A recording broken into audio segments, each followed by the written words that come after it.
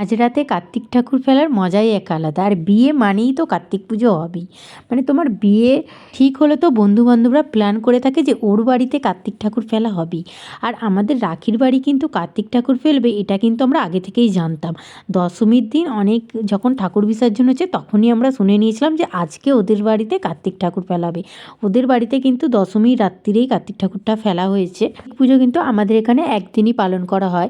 আর কোথায় কেমন হয় আমি জানি না, তবে শুনেছি চুঁচুড়া বাঁশবেড়িয়া এগুলো কিন্তু 3 দিন পালন করা হয়। আমারও জানো তো খুব ভালো করে বড় করে কার্তিক পুজো হয়েছে। আর এদিকে এক বন্ধুর ভিডিও করতে গেলাম, সে তো লজ্জায় চলে গেছে। আর এদিকে নায়িকাকে একবার পোজ দিতে বলেছিলাম, হাসি আর ধরে না। আর এই হচ্ছে দেখেছো ম্যাডামের হাসি সবসময় মুখে লেগেই আছে। আর আমাদের তো ফটো তোলা শেষই হয়নি, মানে কার্তিক ঠাকুরের কাছে কতবার যে ফটো তুলেছি ভিডিও করেছি তার বলার নাই। আর আমরা অনেক রাত পথে ছিলাম জানো তো। আর তারপর দেখো এই যে আমার ননদিনীর ওর টুপিটা আমার ঠান্ডা লাগছে বলে আমি পরে নিয়েছি। আর টুপিটা পরেছি বলে আমাকে সবাই বলছে এই যে কাশ্মীরে চলে এসছে।